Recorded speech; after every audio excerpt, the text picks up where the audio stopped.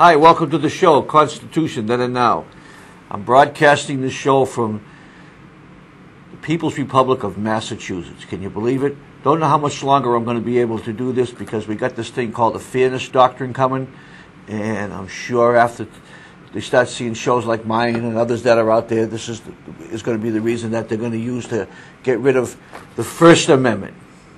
Although they're doing a pretty good job of destroying it now, aren't they, folks? The Second Amendment, they're doing a job on destroying that one. And the Fourth Amendment, they're doing a job on destroying that one. Just reading something in the paper today. In fact, I was listening to the Laura Ingraham show today and Rush Limbaugh. They were talking about out there in Chicago how they want to take a whole town, folks, a whole town, and just level it. Dig up graves, a graveyard over 150 years old. And just, what are they going to do with those? Who even knows what they're going to do with those bodies? Just so that Mayor Daley, one of your great Democratic friends, and come on now, folks, if you're watching this show, you know, you've all voted for Barack Obama. He was sworn in yesterday. This show is being done on January 21st, 2009. And yesterday, January 20th, Barack Obama was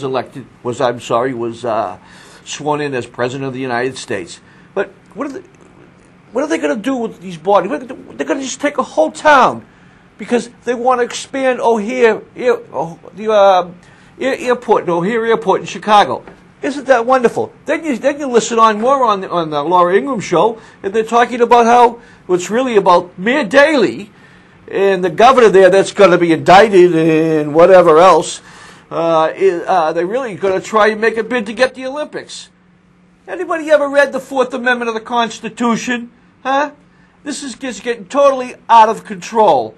All around here in New England, they're doing it. They're taking stuff by eminent domain so that big businesses can have more. Down here in Rhode Island here not too long ago, they took a whole bunch of homes on the front of beach property down there so that some guy could build these big luxury condos. Families that didn't even want to sell their family cottages that they had in their homes, in their possession for generations and generations. But no, they just come along and take it because they're going to get more money. And they can even put a little strip mall near it.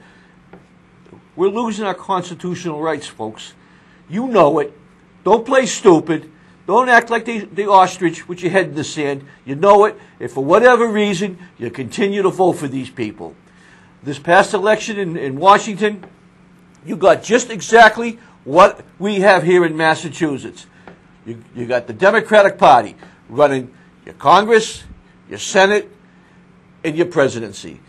You're getting just what we have here in Massachusetts. Because here in Massachusetts we have a state house that's run completely by Democrats. We got the Democratic governor. The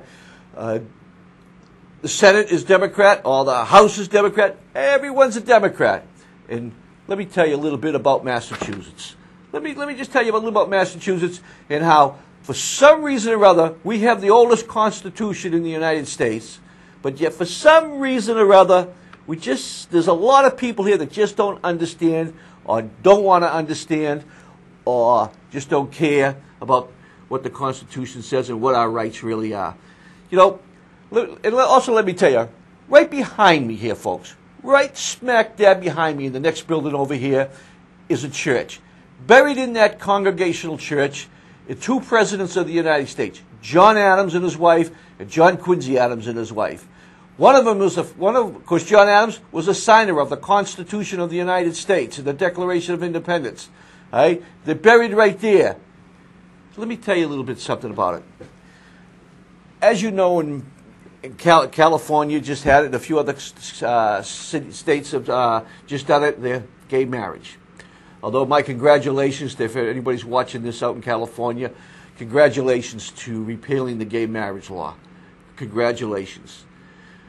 But let me tell you a little bit about here in Massachusetts. We got enough signatures in Massachusetts to put the gay marriage on the ballot. 70% of the people in Massachusetts were opposed to gay marriage. 70%. So what did they do? What did the House and the Senate here in Massachusetts do? They had a constitutional convention. And it's unfortunate that a lot of you that are watching this probably never got a chance to watch what they did at the Constitutional Convention was it was a shambles, a complete shambles. I won't go into the whole thing because it'll take up too much time. But